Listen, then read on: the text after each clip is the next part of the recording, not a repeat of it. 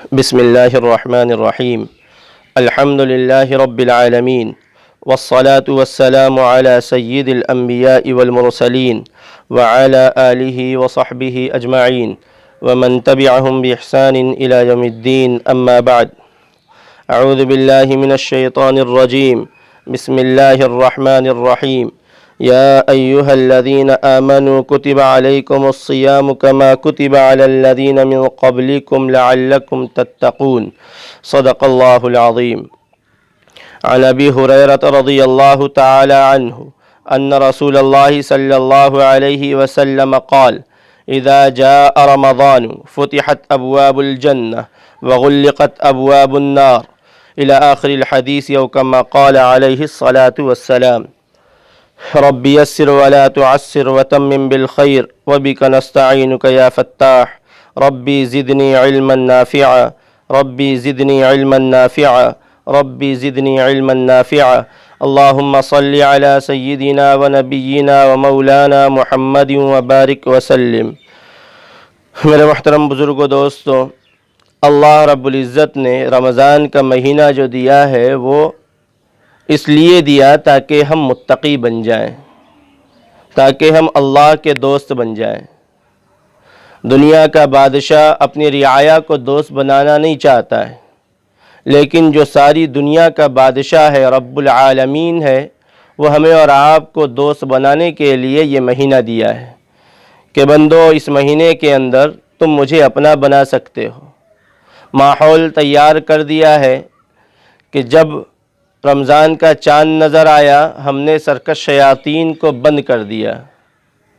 اب تمہارے لیے نیکیاں کرنا آسان ہے، مجھ کو خوش کرنا آسان ہے۔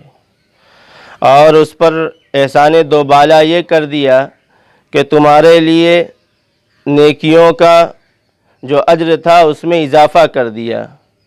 ایک لاؤ گے تو کم سے کم 70 دوں گا، ایک نیکی کرو گے تو کم سے کم 70 نیکیاں دوں گا۔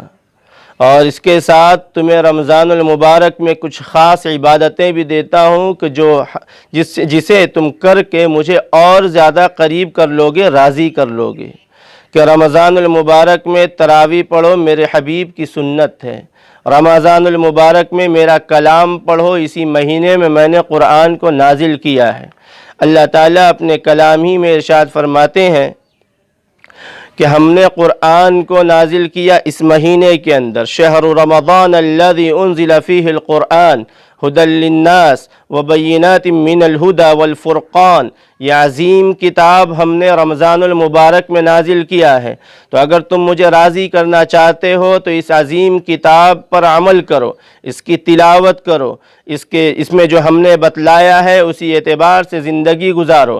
اگر تم متقی بن جاؤ گے تو کامیاب، اگر متقی نہیں بنے تو ناکام۔ یہ رمضان ہم نے تمہیں دیا ہے تاکہ تم مجھے راضی کر لو۔ اللہ تعالیٰ یہ رمضان صرف اسی لیے دیا ہے تاکہ بندہ اللہ کو راضی کر لے اور اپنی پچھلی زندگی کو بدلے اور رمضان المبارک سے نئی زندگی شروع کرے، اور ایسی زندگی شروع کرے کہ جس زندگی سے اللہ تعالیٰ خوش ہو جائیں، اللہ تعالیٰ راضی ہو جائیں۔ اللہ تعالیٰ نے ماحول بالکل بنا دیا ہے کہ سرکش شیاطین بند، اعمال جو بھی کیے اس کے اجر میں اضافہ۔ اگر کوئی آدمی نفل پڑھتا ہے تو کئی نفلوں کا اجر، اگر کوئی قرآن مجید پڑھتا ہے تو کئی قرآن مجید تلاوت کرنے کا اجر، کوئی ایک نیکی کرتا ہے تو 70 نیکیوں کا اجر، یہاں تک کہ کوئی سحری کرتا ہے تو سحری کا بھی اجر۔ کہ حدیث شریف میں آتا ہے کہ بندہ سحری کے لیے اٹھتا ہے تو اللہ تعالیٰ اپنے فرشتوں کو طے کر دیتے ہیں کہ میرا بندہ سحر کے لیے اٹھا ہے، میرے حکموں کو پورا کرنے کے لیے اٹھا ہے، اس پر رحمت کے لیے دعائیں کرو۔ جب بندہ افطار کرتا ہے تو افطار کے موقع پر اللہ تعالیٰ فرشتوں کو طے کر دیتے ہیں کہ میرا بندہ میرے حکموں کے مطابق افطار کر رہا ہے، یہ صبح سے لے کے شام تک میرے لیے بھوکا رہا، یہ صبح سے شام تک ان چیزوں کو اپنے اوپر حرام کر دیا جو باقی دنوں کے اندر حلال تھا، باقی دنوں میں اس کے لیے پانی کا پینا حلال تھا، باقی دنوں کے اندر کھانا اس کے لیے کھانا حلال تھا، باقی دنوں کے اندر بیوی سے صحبت کرنا اس کے لیے حلال تھا، لیکن میں نے منع کر دیا۔ رمضان کا چاند دیکھا، اب سحر سے لے کر افطار تک اب یہ ساری چیزیں یہ چھوڑ دیا، یہ بندہ مجھ سے ڈرنے والا ہے، یہ بندہ مجھ کو ماننے والا ہے، یہ بندہ میرے لیے بھوکا رہنے والا ہے، یہ بندہ میرے لیے پیاسا رہنے والا ہے۔ اسی لیے حدیث شریف میں آتا ہے کہ جو روزے دار ہوتا ہے اس کو افطار کے وقت دو خوشیاں میسر ہوتی ہے، اسے دو چیزیں ملتی ہے۔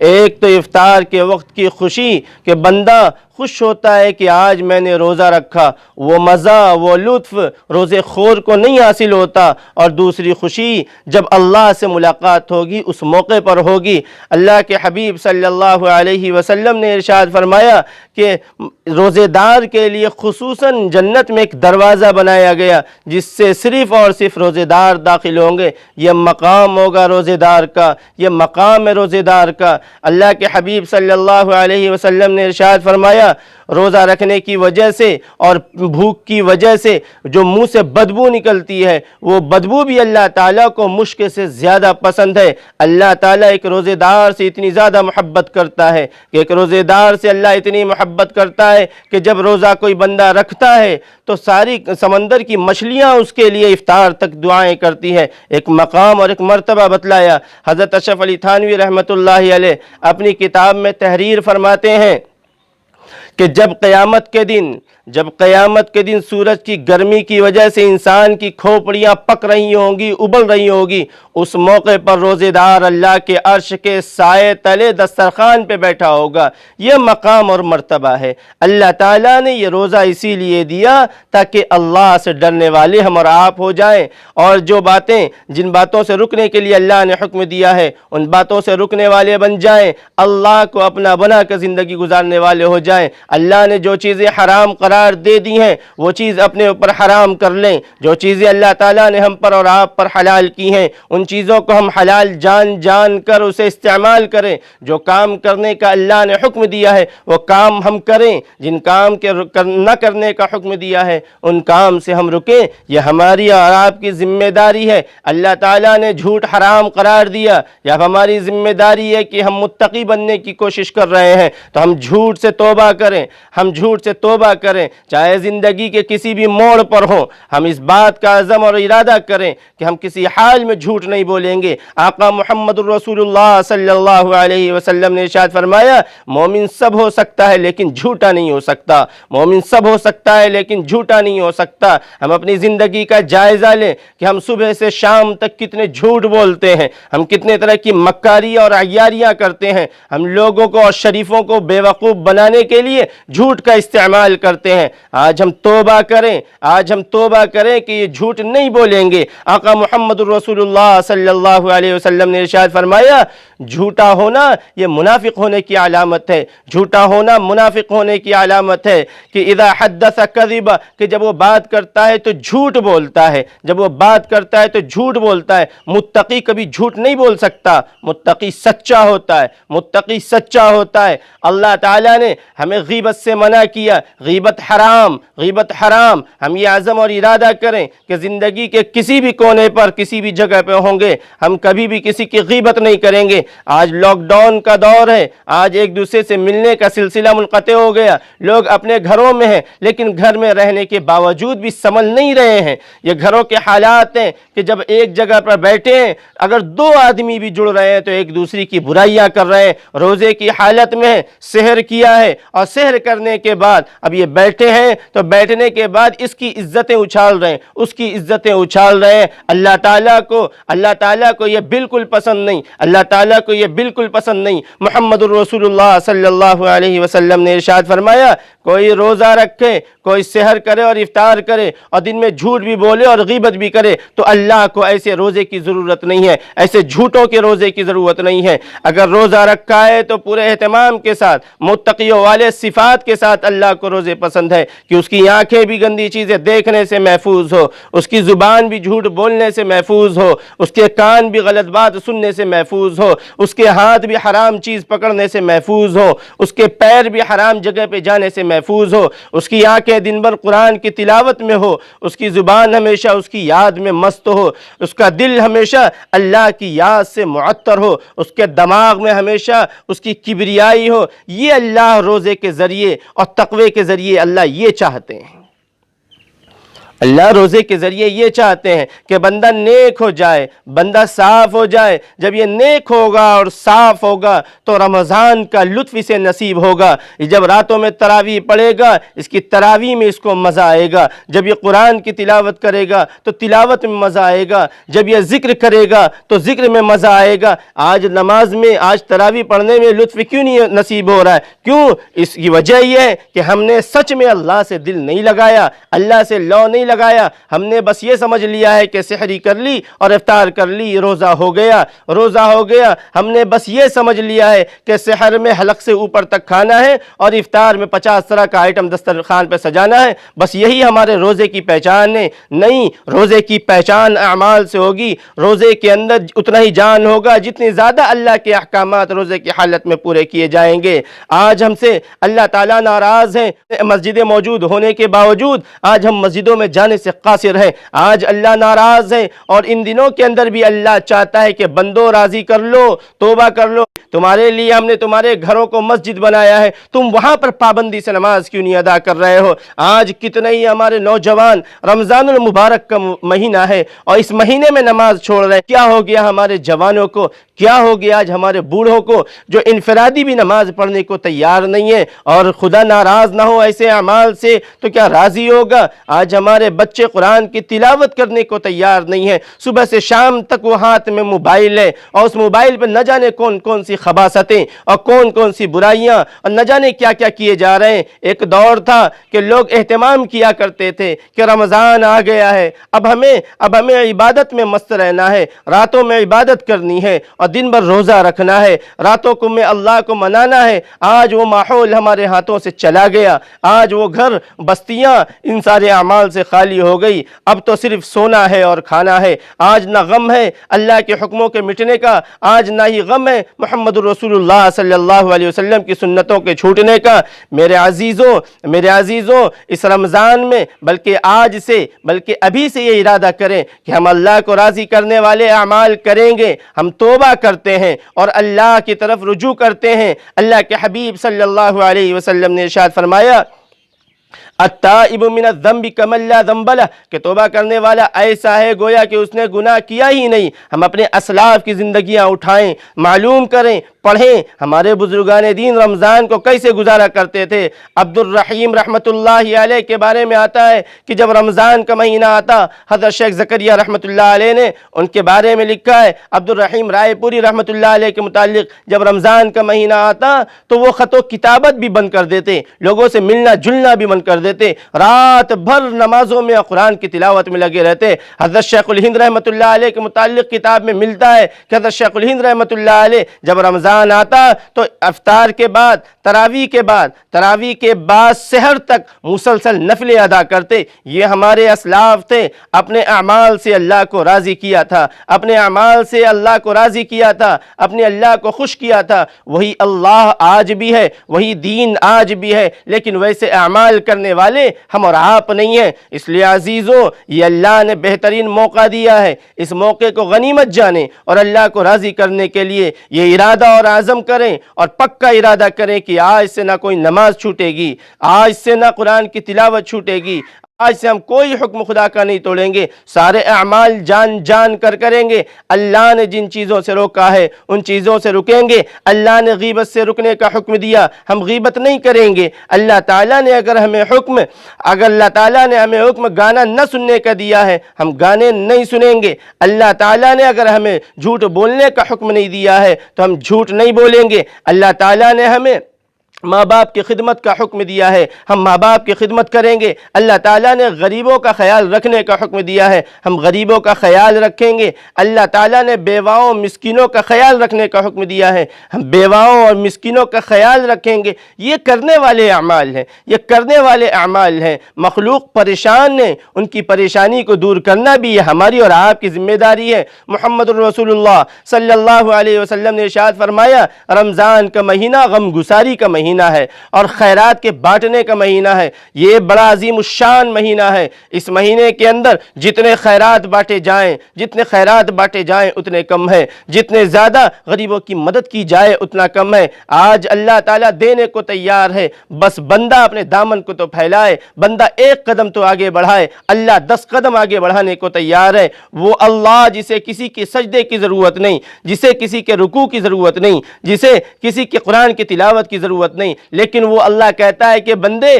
تم میری طرف آگے بڑھ جا، میں تیرا کام آسان کر دوں گا۔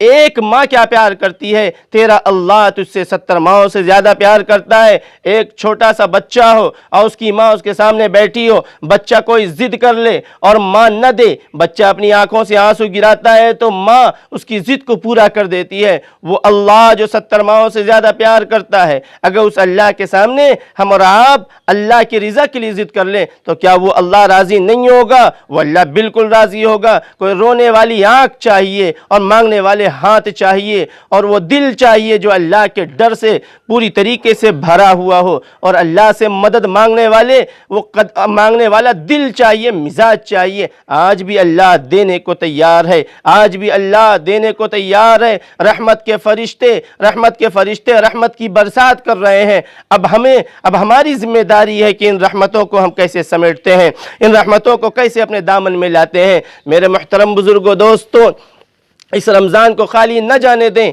اس رمضان کو خالی نہ جانے دیں۔ اس رمضان کو قیمتی بنانا ہے، اس رمضان کو قیمتی بنانا ہے، اور ہمیں متقی بننا ہے اور وہ پروانے حاصل کرنے ہیں جو اللہ تعالیٰ نے ایک متقی کے لیے پروانہ طے کیا ہے۔ اللہ تعالیٰ نے جب کہہ دیا کہ روزہ اس لیے ہے تاکہ متقی بن جاؤ، اور یہ بھی اللہ تعالیٰ نے کہہ دیا ہے کہ متقیوں ہی کے لیے کامیابی ہے۔ ان للمتقین مفازا، کہ کامیابی متقی کے لیے ہے۔ حدائق و اعنابا، ان کے لیے یہ باغات وہ باغات ہیں۔ وکواعب اترابا وکأسا دہاقا، قرآن میں اللہ تعالیٰ نے ایک متقی کو دینے والی ساری چیزیں بیان کی ہیں کہ کیا کیا دوں گا، کیسے اس کو راضی کروں گا۔ اب اگر انسان کو کسی چیز کے بارے میں علم ہو جائے کہ تھوڑی سی مشقت کے بعد وہ عظیم چیز حاصل ہوگی، تو عقل مند شخص تھوڑی سی مشقت کرنے کو تیار ہو جائے۔ اللہ تعالیٰ نے یہ رمضان المبارک میں ایک چھوٹی سی مشقت دی ہے، اور اس کے بعد ہمیشہ کے لیے آرام، راحت اور سکون کا وعدہ کیا ہے۔ اللہ کے حبیب صلی اللہ علیہ وسلم نے ارشاد فرمایا کہ جب عید کا چاند نظر آتا ہے تو اللہ تعالیٰ کہتے ہیں کہ روزہ میرے لیے ہے اور اس کا بدلہ میں دوں گا۔ اب ذرا اندازہ لگائیں کہ جس کا بدلہ دینے کا وعدہ اللہ کیا ہو اور وہ وعدہ کر رہا ہے جو کبھی وعدہ خلافی نہیں کرتا ہے۔ میرے عزیزوں، یہ کتنا بڑا پروانہ ہے اللہ کی طرف سے، یہ کتنا بڑا پروانہ ہے اللہ کی طرف سے۔ اگر اس طرح کا پروانہ ملے اور ملنے کے بعد بھی بندہ چھوڑ دے تو اس میں نادانی بندے کی ہے۔ اللہ تو دے رہا ہے، بندہ ہی نہیں لے رہا ہے۔ اس لیے اس بار یہ ارادہ، یہ عزائم کریں جو اب تک جو رمضان میں ہم نے اور آپ نے کوتاہی کی ہے اس سے ہم اور آپ توبہ کرتے ہیں کہ اللہ تعالیٰ ہمیں معاف فرما دیجئے کہ ہم نے بہت سی تراویح اپنے گھر میں ہی پڑھنی تھی لیکن نہیں پڑھی، پروردگار معاف فرما دیجئے۔ قرآن کی تلاوت کرنی تھی، ہم نے قرآن کی تلاوت نہیں کی ہے، اے اللہ معاف کر دیجئے۔ اور آج سے عزائم کریں کہ روزانہ کم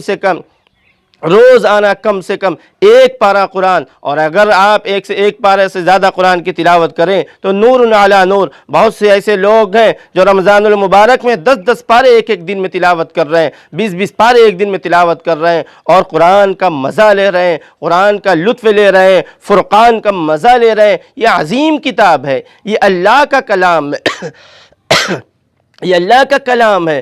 اس کے پڑھنے میں ایک لطف ملتا ہے جب مومن اس کو ایمان کی آنکھوں سے اور تقوی کی روشنی میں پڑھتا ہے، اسے جو لطف حاصل ہوتا ہے وہ ہم زبان سے بیان نہیں کر سکتے ہیں، اسے کہیں سے خریدا نہیں جا سکتا ہے۔ وہ ایسا مزہ اور ایسا لطف ہے اور ایسی کتاب ہے وہ کہ جتنا پڑھو اتنا زیادہ لطف حاصل ہوتا ہے۔ اس لیے عزیزوں، رمضان المبارک کے ان دنوں کے اندر قرآن کی تلاوت کو لازم پکڑیں، قرآن کی تلاوت کو لازم پکڑیں، اور اور اسی کے ساتھ ساتھ غریبوں کا مکمل خیال رکھیں۔ یہ رمضان بڑا نرالا رمضان ہے، یہ رمضان بڑا نرالا رمضان ہے۔ اب تو تراویح بھی ہم مسجدوں میں نہیں ادا کر سکے، ایسے حالات بن گئے کہ مسجدوں میں تراویح کا ادا کرنا ہی غیر مناسب تھا، اور ایسے موقع پر شریعت کا حکم بھی یہی تھا۔ لیکن میرے عزیزوں، گھروں میں تراویح کا اہتمام کرنے کا تو حکم ہے، گھروں میں تراویح کے اہتمام کرنے کا تو حکم ہے، انفرادی تراویح پڑھی جائے، اور اسی کے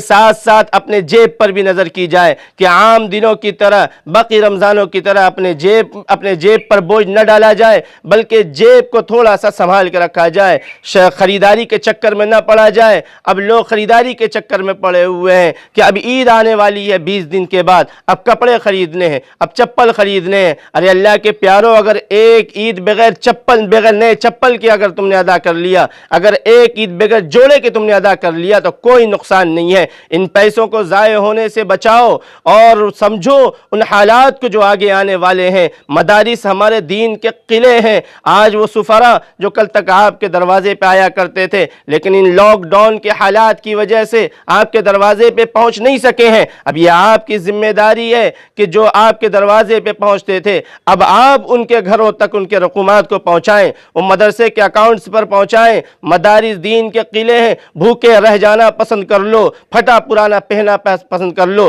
لیکن اپنے بچوں کو جاہل رکھنا پسند نہ کرو، اپنے بچوں کو تعلیم سے آراستہ کرو۔ اور قرآن سب سے بڑی تعلیم کی کتاب ہے، یہ انسان کو انسان بنانے والی کتاب ہے، یہ انسان کو بلندی اور رفعت دینے والی کتاب ہے۔ قرآن ایک ایسی عظیم کتاب ہے جو انسان کو انسان بناتی ہے۔ قرآن ہی ایک ایسی کتاب ہے، اور محمد رسول اللہ صلی اللہ علیہ وسلم ہی کی تعلیمات ایک ایسی تعلیمات ہے جو باپ کا ادب سکھاتی ہے، جو ماں کا احترام سکھاتی ہے، جو پڑوسیوں کا خیال سکھاتی ہے، جو غریبوں اور مسکینوں اور بے سہاراؤں کا سہارا بننے کا طریقہ سکھاتی ہے۔ قرآن اور یہ دینی مدارس اور یہ تعلیم جو یہاں پر دی جاتی ہے، یہ انسان کو عظیم انسان بناتی ہے۔ اگر ان اداروں کے اندر سے طلبہ نکلنا بند ہو جائیں اور ان اداروں سے طلبہ نکل کر لوگوں کے درمیان اصلاح کا کام کرنا بند کر دیں، میرے عزیزوں، نہ جانے کیسی گمراہی اور کس طریقے سے دنیا کے اندر ایک تباہی مچے گی، اس کا اندازہ نہیں لگا سکتے ہیں۔ اس لیے پھر گزارش ہے آپ تمام حضرات سے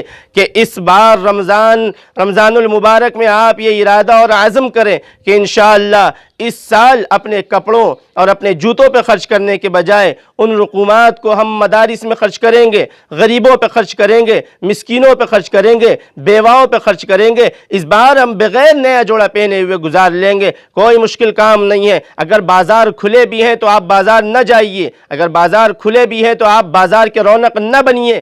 اگر آپ بازار میں ایسے موقع پر بھیڑ لگائیں گے تو جو وبا پورے ملک نہیں پورے دنیا میں پھیلی ہوئی ہے، کوئی صحیح نہیں کہ اس وبا کے شکار آپ بھی ہو جائیں، یا اگر آپ شکار نہ ہو اور اگر آپ شکار ہو گئے ہوں تو کسی اور کو بھی اس بیماری میں مبتلا کر دیں۔ اس لیے ایسے موقع پر تو اس چیز کا پورا خیال ہو کہ بازار کو آباد کرنے کی ابھی کوئی ضرورت نہیں ہے۔ اللہ نے ایک ترتیب بنا دی ہے کہ ترتیب تنہائی کی بنائی ہے، گھر میں بیٹھنے کی بنائی ہے، گھر میں رہنے کی بنائی ہے، تو اب اس ترتیب کو رمضان میں فالو کریں کہ زیادہ سے زیادہ گھر میں رہیں اور گھر میں رہ کر خدا کو راضی کرنے والے اعمال کرتے رہیں۔ بازار کو آباد کرنا یہ آپ کی ذمہ داری نہیں ہے، اور ہر سال عید میں نیا جوڑا خریدنا یہ کوئی فرض عمل نہیں ہے، اگر ایک بار ہم نے چھوڑ دیا اور ان رقومات کو صحیح جگہ پہ لگا دیا، یہ بھی اللہ کو راضی کرنے کا ایک بہترین وقت ہے اور بہترین موقع ہے کہ ہم اپنے رقومات غلط جگہ پہ خرچ نہ کریں، ہم اپنے رقومات غلط جگہ پہ نہ خرچ کریں، ہم اپنے رقومات غلط جگہ پہ نہ خرچ کریں، ان پیسوں کو اور اپنی دولت کو صحیح جگہ پہ خرچ کریں۔ بہت سے یتیم ہیں، بہت سی بیوائیں ہیں جو اس لاک ڈاؤن کی پریشانی کی وجہ سے آج ان کے گھر میں چولہے نہیں جل رہے ہیں۔ یہ ہماری اور آپ کی ذمہ داری ہے کہ رمضان المبارک میں ان کے چولہے کی فکر کریں، ان کے مستقبل کی فکر کریں۔ بہت سے مریض ہیں جو تڑپ رہے ہیں، ان کے پاس علاج کے لیے پیسے نہیں ہیں، ان کے پاس رقم نہیں ہے۔ آپ کو اللہ نے اگر صاحب مال بنایا ہے تو یہ اپنے لیے خوش قسمتی سمجھیں اور اپنے مال کو ایسے غریبوں پر خرچ کریں اور ان مسکینوں پر اور ان مریضوں پر خرچ کریں جو بیچارے اپنے اپنے مریضوں کو لے کر ہاسپٹل میں اور در در کی ٹھوکریں کھا رہے ہیں۔ بہت سے ایسے مریض ہیں، بہت سے کینسر کے پیشنٹ ہیں جو اس لاک ڈاؤن کی وجہ سے کہیں جا نہیں سک رہے ہیں، ان کے پاس پیسے نہیں ہیں، ان کے پاس رقم نہیں ہے۔ آپ کو اللہ نے اگر مال دیا ہے، آپ ایسے غریبوں کو جان کر ان کا تعاون کریں، ان کی مدد کریں۔ یہ آج کے تاریخ میں اور اس رمضان میں یہ سب سے زیادہ اہم ہے، یہ سب سے زیادہ اہم ہے۔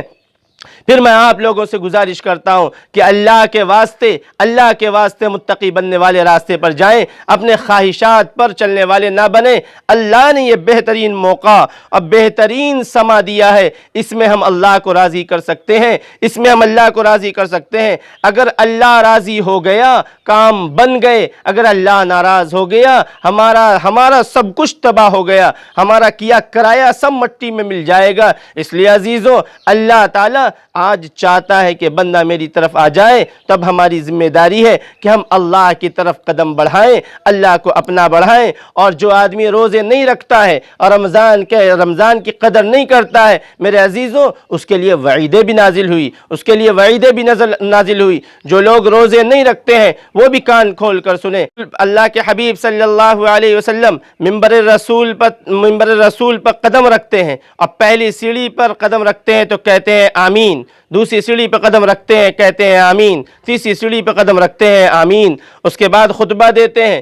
صحابہ نے یہ منظر دیکھا، محمد رسول اللہ صلی اللہ علیہ وسلم سے سوال کیا کہ آقا آپ کبھی ایسا نہیں کیے، کیا ماجرا ہوا؟ محمد رسول اللہ صلی اللہ علیہ وسلم نے ارشاد فرمایا کہ جبرائیل آئے تھے، وہ جب میں پہلی سیڑھی پر پہنچا تو جبرائیل نے کہا کہ لعنت اور تباہی ہو ایسے شخص پر جو اپنے ماں باپ کو بڑھاپے کی حالت میں پایا ہو اور ان کی خدمت کر کے خدا کو راضی نہ کر لیا ہو۔ جب انہوں نے یہ بد دعا دی تو میں نے کہا آمین۔ جب دوسری سیڑھی پہ قدم رکھا تو اس نے کہا، یعنی جبرائیل امین نے کہا کہ لعنت تو ایسے شخص پر جس کے سامنے آپ کا نام ہو اور آپ پہ درود نہ بھیجے، تو میں نے کہا آمین۔ تیسری سیڑھی پہ جب میں نے قدم رکھا تو جبرائیل نے کہا کہ لعنت اور تباہی ہو ایسے شخص پر جو رمضان کا مہینہ پائے اور خدا کو راضی نہ کر پائے۔ میرے عزیزوں، یہ کتنی خطرناک وعید ہے، جو رمضان کا مہینہ پانے کے باوجود اللہ کو راضی نہیں کر سکا، اللہ کو ناراض کر لیا، روزے چھوڑا، تلاوت چھوڑے، قرآن کی تلاوت چھوڑا، ذکر چھوڑا، نمازیں چھوڑی، نفلیں چھوڑی اور خدا کو راضی نہیں کیا، ناراض کر لیا۔ جبرائیل امین بد دعا دے رہے ہیں اور محمد رسول اللہ صلی اللہ علیہ وسلم اس بد دعا پر آمین کہہ رہے ہیں۔ اس بد دعا پر آمین کہنے والا کون ہے؟ سید الانبیاء ہے۔ اور بد دعا دینے والا کون ہے؟ سید الملائکہ ہے۔ میرے عزیزوں، یہ موقع ہے، یہ اللہ تعالیٰ نے موقع دیا ہے، یہ نیکیوں کا موقع ہے۔ اس موقع کو غنیمت جانیں اور زیادہ سے زیادہ اللہ کی طرف متوجہ ہوں، زیادہ سے زیادہ اللہ کی طرف متوجہ ہوں، زیادہ سے زیادہ اللہ کی طرف متوجہ ہوں، اور اپنی آنکھ، اپنے کان، اپنے ہاتھ، ان ساری چیزوں کو حرام سے بچائیں، ان ساری چیزوں کو حرام سے بچائیں۔ اب گھروں میں بیٹھے ہیں تو ان چیزوں پر بھی غور کریں کہ کون کون سی ایسی چیزیں ہیں جو ہمیں عمل کرنی ہے اور ہم نے عمل نہیں کیا ہے۔ ایک فہرست تیار کریں اور دن بھر کا ایک شیڈول تیار کریں کہ کب ہمیں قرآن کی تلاوت کرنی ہے، کب ہمیں نفلیں ادا کرنی ہے، کب ہمیں ذکر کرنی ہے، کب ہمیں لا الہ الا اللہ کی تسبیح پڑھنی ہے، کب ہمیں استغفار کی تسبیح پڑھنی ہے، اور ہمیں کیا عمل کرنا ہے۔ دن بھر کا ایک شیڈول بنائیں اور اللہ سے مدد مانگے کہ اللہ تعالیٰ پوری دنیا کے اندر یہ جو وبا پھیلی ہوئی ہے، اس وبا کو تو اپنے قدرت کاملہ کے ذریعے دور فرما دے اور پوری دنیا کے اندر امن و امان، محبت اور بھائی چارگی قائم فرما دے۔ پھر میں آخر میں اسی طرف اشارہ کر رہا ہوں کہ عزیزوں، اس سال عید کی خریداری میں تھوڑا سا احتیاط برتیں، بازار نہ جائیں، اپنے گھروں میں رہیں، حکومت کا تعاون کریں۔ لاک ڈاؤن ہے اور یہ لاک ڈاؤن جو کیا گیا ہے یہ ہمارے اور آپ کے نفع کے لیے حکومت نے کیا ہے، ان کا تعاون کریں۔ بازار کو آباد کرنے کی ضرورت نہیں ہے، اپنی عبادتوں میں لگیں اور اسباب ایک طرف اختیار تو کیے جا رہے ہیں، لیکن اسی کے ساتھ ساتھ دعا کی بھی ضرورت ہے۔ اگر دعا نہیں کریں گے، صرف اسباب ہی اختیار کریں گے یا اسباب ہی کو استعمال کریں گے، صرف اسباب سے بھی مسئلے کا حل نہیں ہوتا ہے۔ اسباب کے ساتھ اللہ کی مدد بھی چاہیے، اللہ کی رضا بھی چاہیے۔ ہم نے اسباب استعمال کیا ہے، گھروں میں رہ رہے ہیں، یہی حکومت نے علاج بتلایا ہے اور یہی اس کے ڈاکٹروں نے ابھی علاج بتلایا ہے، ہم اس پہ عمل کر رہے ہیں، اپنے اپنے گھروں کے اندر ہیں، اپنے گھروں میں رہیں اور ساتھ میں دعائیں کثرت سے کرتے رہیں۔ تو بازار اس سال عید کی خریداری کے لیے نہ جائیں، ان رقومات کو غریبوں پر، یتیموں پر، مسکینوں پر خرچ کریں، اور ہو سکے تو ان مدارس تک اپنے مال کو پہنچائیں، اپنی زکوٰۃ کو پہنچائیں۔ جو مدارس کے سفراء آپ تک ہر سال آیا کرتے تھے، ایک سال آپ ان کے دروازے پہ پہنچیں۔ اگر دروازے پہ نہیں پہنچ سکتے ہیں تو اب اکاؤنٹ کا سسٹم ہے، اکاؤنٹ کے ذریعے ان کے اکاؤنٹ پر اپنا وہ مال پہنچا دیں، تاکہ مدارس کے تعلیم پر کوئی اس کا اثر برا نہ پڑے اور طلبہ اسی طریقے سے پڑھیں جیسے ہر سال پڑھا کرتے ہیں۔ اللہ تعالی ہم سب کو قبول فرمائے، اللہ تعالی اس رمضان کی 100% قدر کرنے والا بنائے۔ وما علینا الا البلاغ۔